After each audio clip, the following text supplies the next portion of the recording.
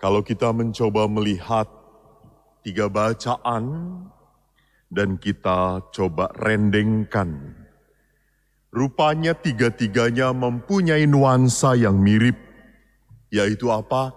Perbandingan, bahkan perlawanan.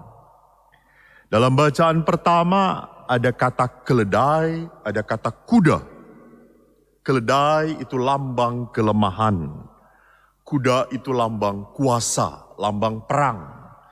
Tidak mungkin perwira perang memakai keledai, pasti ditertawakan oleh musuhnya.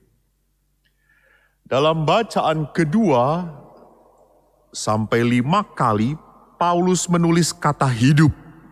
Dan 4 kali Paulus menulis kata mati.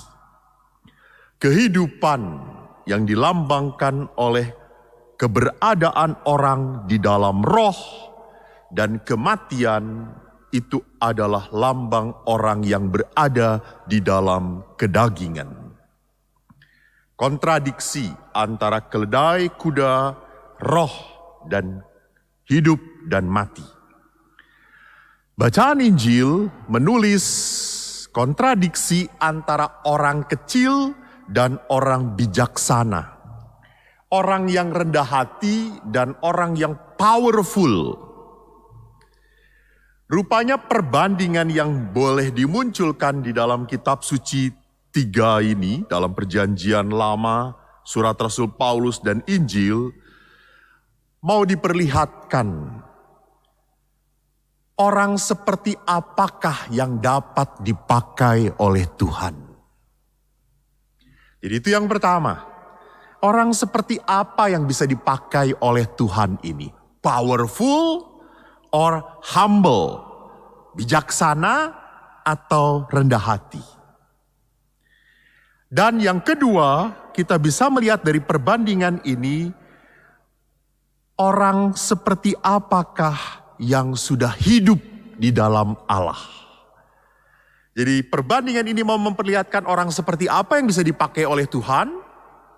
Mari kita lihat bahwa Tuhan memakai Maria, seorang yang miskin, seorang yang taat kepada Allah, bukan memilih seorang wanita yang educated gitu, yang terpelajar dari kalangan kaya, bukan.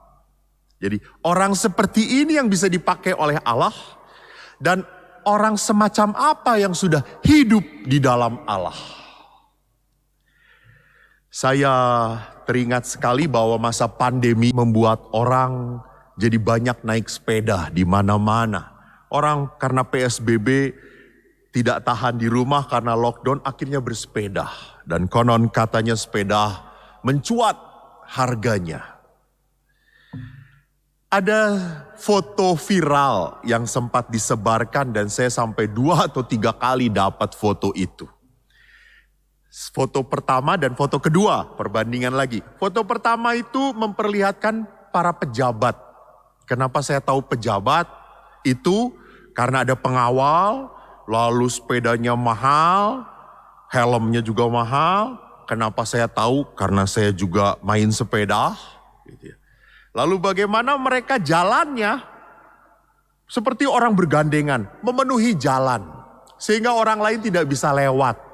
Bahkan orang lain harus nunggu sebelum mereka lewat. Foto kedua adalah foto para petani. Memakai helmnya adalah helm caping, yaitu helm dari bambu.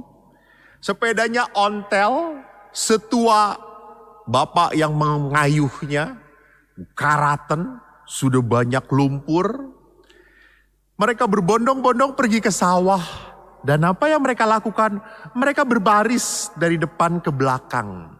Mereka membiarkan orang lain mendahului mereka. Silahkan. Mereka tidak mau diutamakan dan dipertamakan. Apa kontradiktif ini yang ingin saya lihat? Rupanya orang besar dimanapun selalu ingin menjadi besar. Dan selalu ingin menunjukkan kebesarannya. Dan orang besar selalu ingin mendapat perlakuan yang istimewa. sehingga orang lain seringkali tidak diperhitungkan. Orang besar tanpa sadar selalu mudah mengeraskan hatinya, sehingga mematikan relasi dengan sesama, apalagi dengan orang-orang yang kecil. Hari ini Yesus di dalam bacaan Injil Matius di kalimat terakhir berkata apa? Belajarlah daripadaku. Sebab apa? Sebab hatiku lemah lembut dan rendah hati. Jadi orang itu baru bisa punya hati yang lemah lembut kalau rendah hati. Dan orang menjadi lemah lembut itu bukan otomatis dari Tuhan. Seperti misalnya saya mendapat karunia oleh Tuhan kulit hitam. Nah itu seringnya kita manusia inginnya menuai, memanen kebaikan dulu. Inginnya menuntut orang lain baik pada kita. Tidak akan pernah membuat hati kita lembut.